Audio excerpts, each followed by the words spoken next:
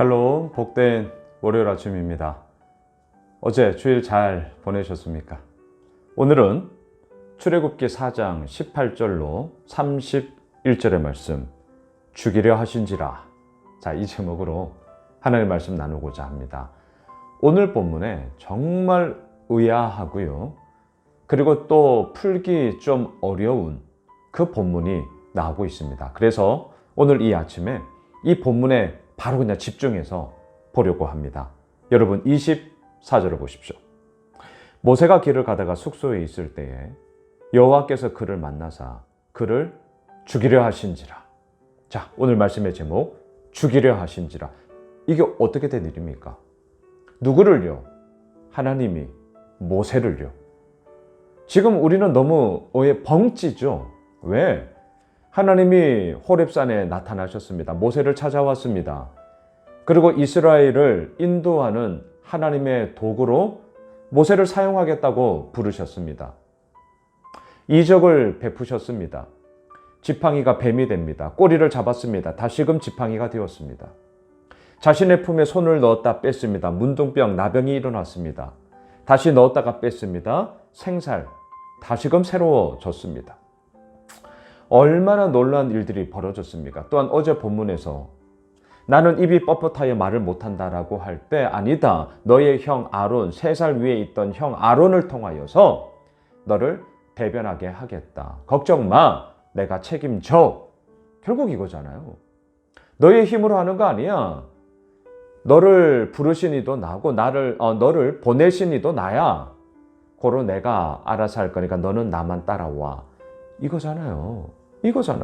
그런데 어찌하여서 지금 하나님께서 모세를 만나서 그를 죽이려 하신지라. 도대체 어떻게 된 연유입니까? 자, 25절을 보시죠. 십보라가 돌칼을 가져다가 그의 아들의 포피를 베어 그의 발에 갖다 대며 이르되 당신은 참으로 내게 피 남편이로다 하니 26절 여호와께서 그를 놓아주시니라. 그때 십보라가 피 남편이라 함은 할례 때문이었더라. 자, 오늘 이 본문을 풀 수 있는 아주 중요한 키워드가 하나 나왔습니다. 할례 때문이었더라. 그러면 이제 우리는 조금 상상의 나래를 펼쳐야 합니다.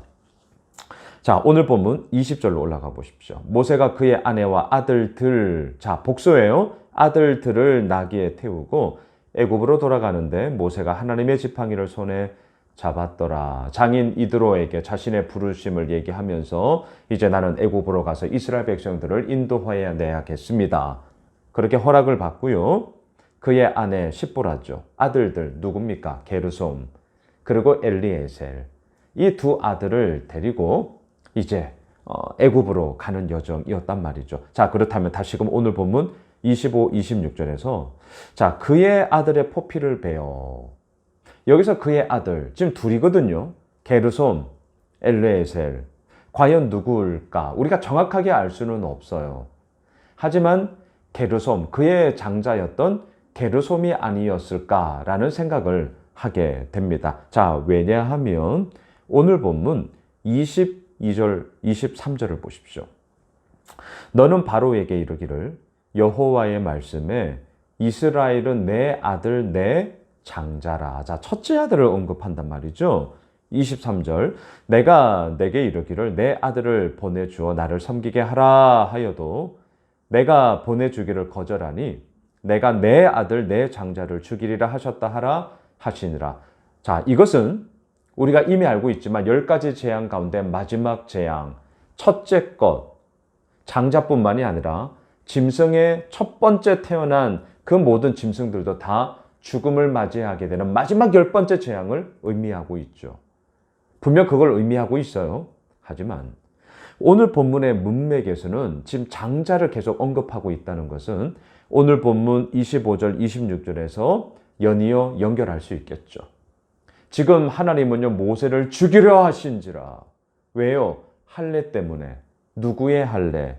25절에 그의 아들이라고 얘기할 때 아마 23, 24절에서 언급하고 있는 이 장자라는 이 단어를 통해 우리는 연결하게 되겠죠. 게르솜. 자, 게르솜의 할례를 하지 않았기 때문이었다. 자, 여기까지 이제 우리가 오게 되죠. 자, 그렇다면 또 좀 더 상상해 보시죠. 왜 게르솜의 할례를, 자, 게르솜만 하지 않았을까요? 엘르에셀, 오늘은 어땠을까요? 자, 우리가 지금 단언할 수 없어요. 하지만 계속 좀 생각의 여지를 한번 펼쳐가 보는 거죠. 이 아들의 할례를 하지 않았던 이유가 무엇일까요? 장인 이드로와 아내 십보라의 그러한 만류, 뭐 굳이 할례를 할 이유가 뭐가 있겠어? 이게 우선 가장 컸으리라고 저는 생각을 합니다. 왜? 할례는요, 당시 이스라엘 민족이 언약의 표징으로 했던 것이지 다른 민족에게 있어서는 이것을 해야 될 의무로 있지 않습니다.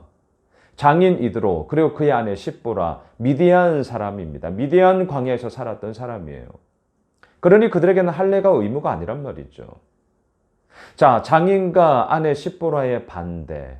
굳이 이걸 할례를 왜 해야 됩니까? 라는 이런 만류의 모세의 입장 역시 무엇입니까? 뭐 할 수 없지 뭐 그럼. 지금 이렇게 됐다는 거죠.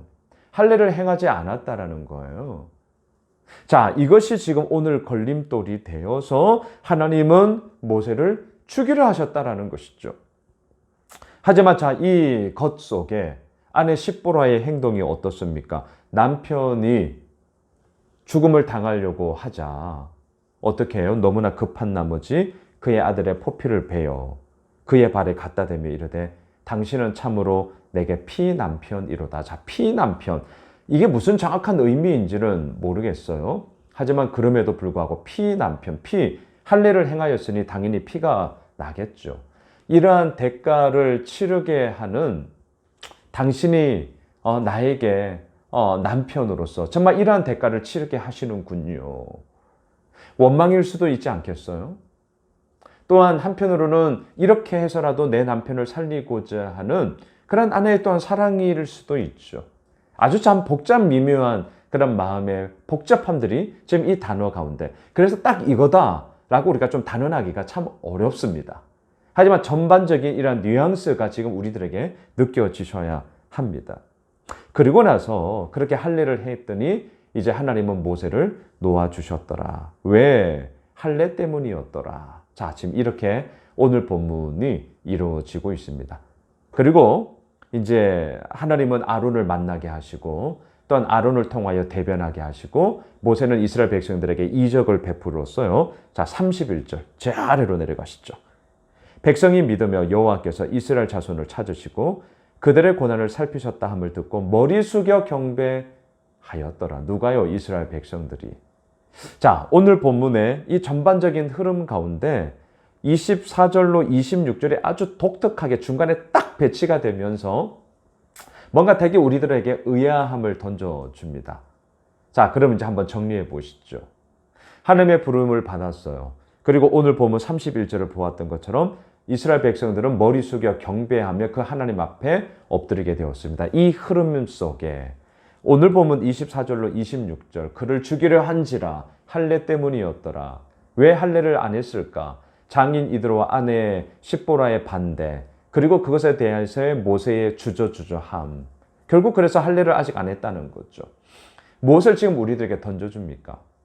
하나님의 부르심 가운데 우리가 순종하며 나아가고자 할 때 이러한 할례를 굳이 뭐하러 해? 안 해도 그건 되는 거 아니야? 라는 자기 생각, 자기 고집. 이것이 어떻게 되어야 합니까? 하나님의 말씀 앞에 꺾여야 한다는 것이죠. 죽고 사는 문제 앞에 내 고집은 아무 소용이 없습니다. 나의 고집을 꺾고 어떻게 해요? 하나님께 머리 숙여 경배할 때에 바로 그때 우리가 살 수 있다. 저는 오늘 본문의 결론을 이렇게 맺고 싶습니다.